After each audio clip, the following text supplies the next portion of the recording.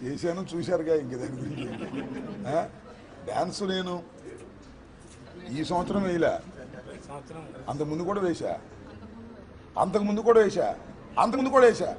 ఎందుకు డ్యాన్స్ వేయవలసి వచ్చింది అంటే నేను గిరిజనులతో అలా ఊపా 2 సంవత్సరాలు. పాట కూడా ఏం పాడలా. ఊపితే బ్రో అనే సినిమాలు పెట్టేశాడు అన్నయ్య, మా పవన్ అన్నయ్య.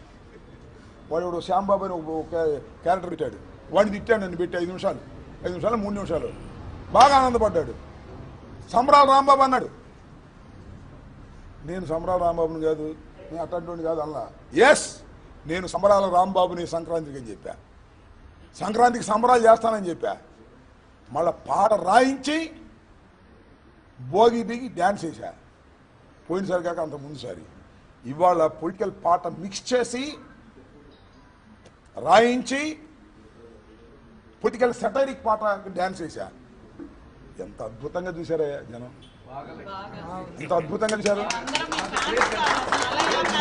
రాంబాబు గారు పాట 100కి 100 పాళ్ళు కరెక్ట్. దానిలోనే ఉంది. రెడ్ బుక్ నా కుక్క కూడా లెక్క చేయదు. వైఎస్ఆర్ కాంగ్రెస్ పార్టీ వాళ్ళ కుక్క కూడా లెక్క చేయదని చెప్పి దాని చివరిలో మొట్టమొదటి నుంచి ఆ పాటకి అర్థంతో కూడినటువంటి విషయాలు రాయించా, దగ్గరుండి రాయించా. భోగి సందర్భంగా వేసా. కడవ సినిమాలు హిట్ లేదో తెలియదు కానీ నాది మాత్రం అద్భుతంగా చూశారు. ఆ డ్యాన్స్ 5 నిమిషాల 3 సెకండ్లు అద్భుతంగా చూశారు జనం. మళ్ళీ రిపీటెడ్గా పెట్టుకుంటున్నారు. లక్షల కోట్ల మంది చూశారు. అంటే దీనిలో వాస్తవం ఉంది అని. పొలిటీషియన్ డ్యాన్స్ వేస్తాడు అని నిరూపించా. కేవలం పవన్ కళ్యాణ్ గారే డ్యాన్స్ వేయడు డబ్బులు తీసుకుని. నేను డబ్బులు ఖర్చుపెట్టి నేను డ్యాన్స్ వేసా పొలిటికల్గా.